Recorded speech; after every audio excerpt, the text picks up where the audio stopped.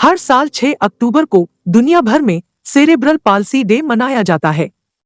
इस दिवस का उद्देश्य सेरेब्रल पाल्सी बीमारी के प्रति लोगों को जागरूक करना है। सेरेब्रल पाल्सी को प्रमस्तिष्क पक्षाघात के नाम से भी जाना जाता है। यह मस्तिष्कीय क्षति बच्चों के जन्म के पहले, जन्म के समय और जन्म के बाद कभी भी हो सकती है। इसमें जितनी ज्यादा मस्तिष्क की क्षति होगी, उतनी ही अधिक बच्चों में विकलांगता की गंभीरता बढ़ जाती है।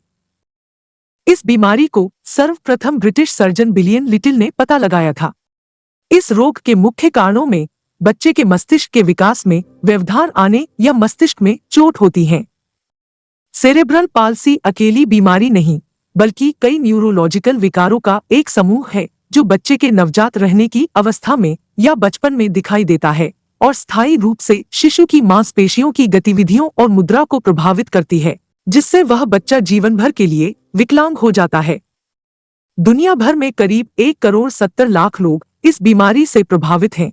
बावजूद इसके इस बीमारी के बारे में लोगों को बेहद कम जानकारी है कि आखिर इस बीमारी का कारण क्या है, इसके लक्षण क्या हैं और कैसे शुरुआती डायग्नोसिस सेरेब्रल पाल्सी वाले लोगों के लिए परिणामों में सुधार कर सकता है। आइए इन्हीं सब विषयों पर चर्चा करते हैं। बिलासपुर छत्तीसगढ़ से वीआरसी ऑक्यूपेशनल थेरेपी सेंटर के संचालक डॉक्टर चेतन जाम्भूलकर से विशेष चर्चा में। सेरेब्रल पाल्सी एक मानसिक और एक शारीरिक रूप से जुड़ा हुआ एक विकार है, जिससे बच्चा एक अपनी फंक्शनल लाइफ जीने में असमर्थ रहता है। बेसिकली इसमें मुख्य कारण बहुत सारे होते हैं। जैसे मेडिकल टर्म में डिवाइड किया जाए तो ये उसके पीछे हिस्ट्री, प्रीनेटल, पेरीनेटल और पोस्टनेटल, जिसके गर्भधारणा के समय पे जब डिलीवरी होती है उसके समय पे और डिलीवरी होने के बाद की, ये सब चीज़ों से जुड़ा हुआ एक ये रहता है। जिसमें प्रीनेटल में देखा जाए तो माता जैसे होती है हाइपोथायराइडिज्म और डायबिटीज़, ऐसी जिस बीमारी से सामना करना पड़ता है उस समय में ये चीज़ होती है। बेसिकली जब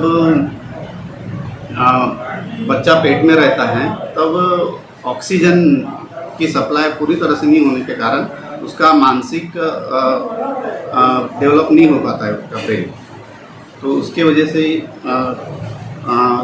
सेरेब्रल पाल्सी ये बीमारी हो सकती है।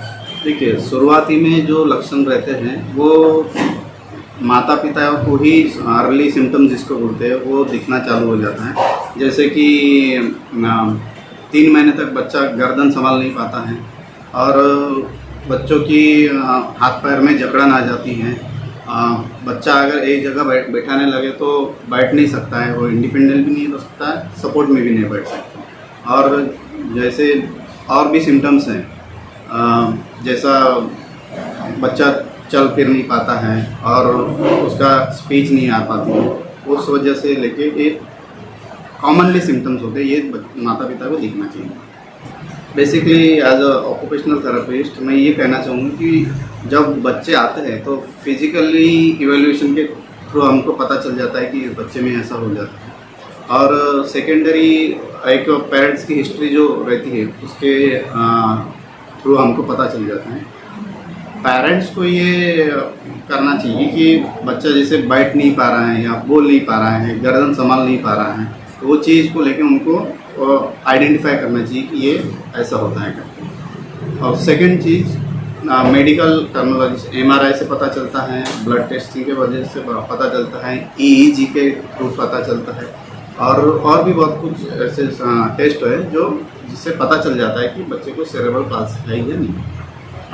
उपचार के बारे में अगर बात करें तो एक मेडिकल टर्मिनोलॉजी में फार्मालॉजिकली भी एक उपचार होता है।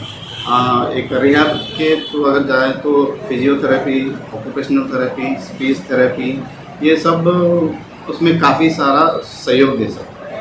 एक सेरेब्रल पाल्सी के ट्रीटमेंट के बारे में अगर बताया जाए तो मेडिकल टर्मिनोलॉजी में उसमें ट्रीटमेंट तो बहुत है, बट एक ऑक्यूपेशनल थेरेपी में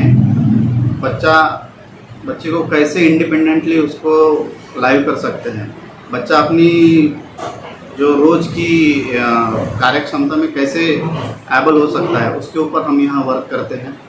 जैसे कि बच्चे में अर्ली सिम्टम्स जो होते हैं कि टाइटनेस आता है बच्चों में, बच्चा गर्दन संभाल नहीं पाता है, तो एज ए ऑक्यूपेशनल थेरेपिस्ट हम ये वर्क करते हैं कि बच्चा कैसे गर्दन संभाला जाए, कैसे उसको सिटिंग में कैसे आना चाहिए, और कैसे वो बच्चा इंडिपेंडेंटली चल सकता है। ये कुछ ऑक्यूपेशनल थेरेपी में होता है कि कुछ एडाप्टिव डिवाइस भी हम देते हैं। जैसे बच्चों में जकड़न अगर आ गए पैर में, तो उसको असिस्टिव डिवाइस देते हैं, जैसे AFO हो गया है, टेलर ब्रेस हो गया है। ये सब ब्रेसेस और एडाप्टिव डिवाइस देके हम उसको एक इंडिपेंडेंटली लाइफ जीने में मदद करते हैं। देखिए, ये प्रिकॉशन बेसिकली माता पिताओं को ही करना चाहिए। जैसे प्रेगनेंसी के द्वारा कुछ स्ट्रेस नहीं लेना, वारंवार अपने टेस्ट करने जाना है, बेबी टेस्ट जो होता है, अल्ट्रासाउंड जो होते हैं, वो उसमें ये अर्ली प्रिवेंशन हो सकता है कि उसमें आप बचाव कर सकते हो। उसमें पता चलता है कि बच्चे का मानसिक विकास हो रहा है या नहीं हो रहा है, उसके थ्रू आपको पता चल जाता है। और सेकंड चीज़ की जैसे आप बच्चा घर में आता है तो एक महीना या 2 महीने में बच्चा फीड बराबर कर रहा है नहीं कर रहा है, और उसके मांसपेशियों में जकड़न आ रही है कि नहीं आ रही है, उसको आइडेंटिफाई करना चाहिए। वो चीज़ को पकड़ के अगर आपने एक अर्ली डायग्नोस वही होता है कि आप उस चीज़ को कैसे आइडेंटिफाई कर सकते हैं। प्रेगनेंसी के दौरान जो वैक्सीनेशन जो लगते हैं, मदर को जितने वैक्सीनेशन लगते हैं वो सभी vaccination properly time to time लेना चाहिए। जो देशवासी अभी आपको देख रहे हैं उनको क्या एक संदेश देना चाहोगे कि आपका बच्चा सेरेब्रल पाल्सी से सुरक्षित है? सेरेब्रल पाल्सी से बच्चे को सुरक्षित अगर करना है तो शुरुआत से, मतलब गर्भधारण शुरुआत से लेके जब तक आपकी डिलीवरी नहीं होती तब तक एक अवेयरनेस के थ्रू, जैसे वैक्सीनेशन हो गया है, टेस्टिंग हो गया है, अल्ट्रासाउंड हो गया है, सभी चीज़ों से थ्रू ही आप उसका बचाव कर सकते हो। इन केस अगर ये बर्थ के बाद भी ये डिसीज़ हो सकता है, अगर ये उसके बाद भी आया तो बच्चे के साथ में एक अच्छा मेडिकल ट्रीटमेंट लेके उसके साथ में उसको अच्छी लाइफ देने की कोशिश कीजिए। सेरेब्रल पाल्सी जैसे हुआ है तो आफ्टर प्रेगनेंसी भी ये डिसीज़ होता है।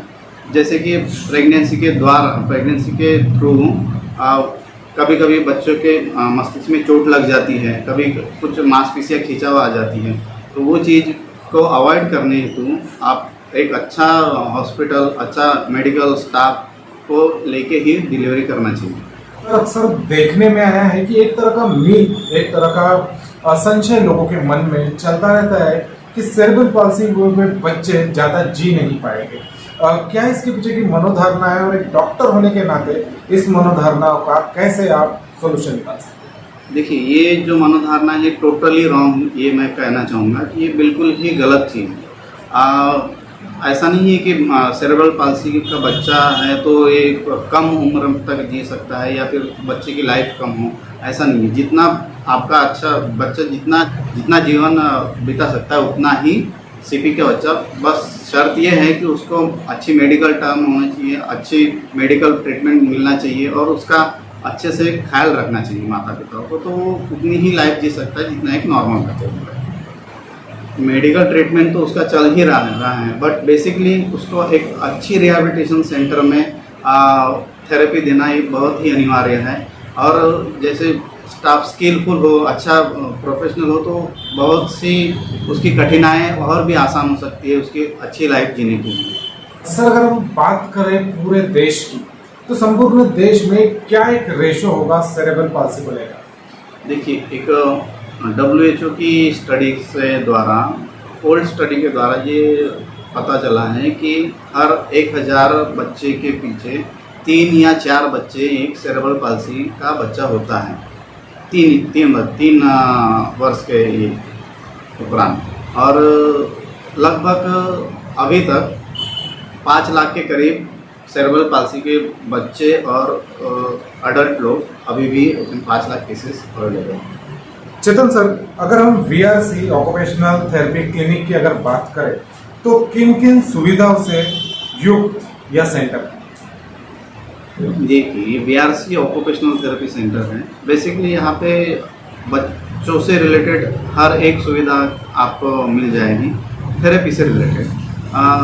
जैसे ऑटिज़म हो गया है, एबीए थेरेपी हो गया है, और सेंसरी इंटीग्रेशन थेरेपी होती है, फिजिकल थेरेपी होती है। ये सब चीज़ें आपको यहाँ पे अवेलेबल होती है।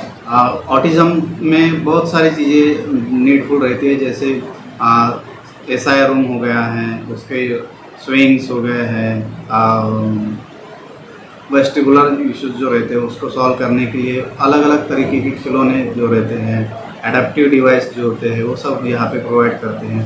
जैसे सेरेब्रल पाल्सी हो गया, उसके अकॉर्डिंग अगर कुछ एडेप्टिव डिवाइस लगते हैं, जैसे एएफओ हो गया है, टेलर हो गया है, सभी ऑल टाइप्स ऑफ स्प्लिंट्स हम आपके यहाँ पे प्रोवाइड करते हैं।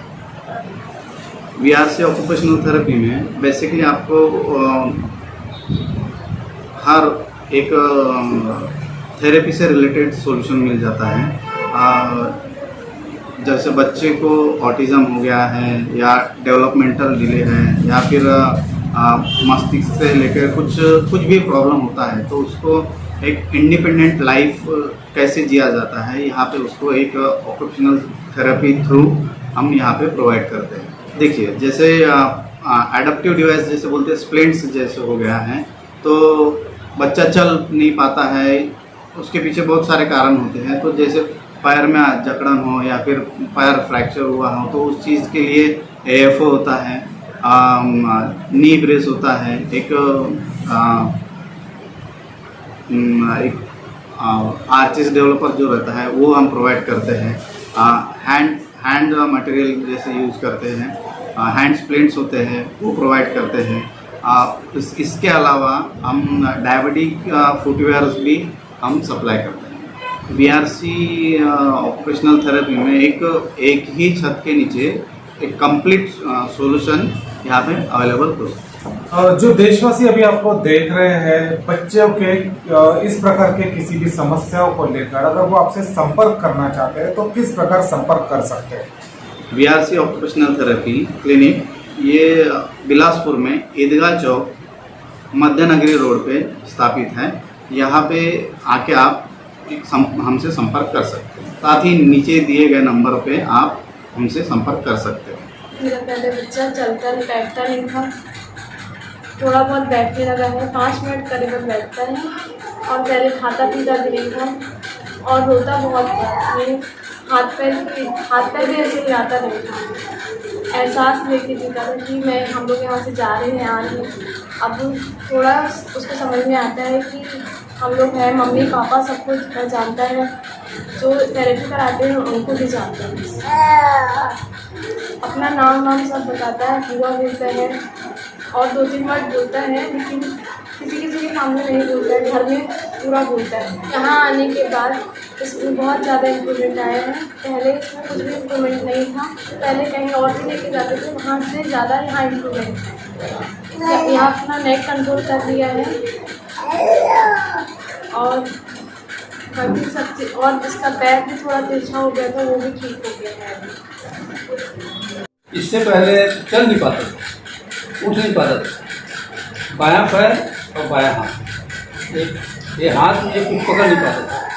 यहाँ थेरेपी कराने से इतना फ़ायदा हुआ कि कुछ भी पकड़ लेता है हाथ में और उसकी चलना दौड़ता है। ये 3 महीने में इतना अंतर है। हमें इतना विश्वास है कि खेलेगा दौड़ के क्रिकेट, क्योंकि आत्मबल है, ये खुद इसमें सहन सकती है।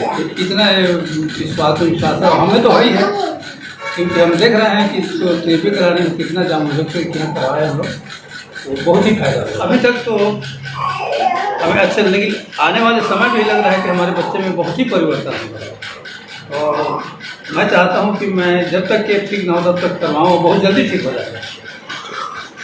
यहाँ के इलाज डॉक्टर साहब हैं जामशेदकर जी, बहुत ही स्पेशलिस्ट हैं, और संतोषजनक हमारे आत्मविश्वास में इतना हुआ कि हमारे बच्चे को ठीक कर दिया।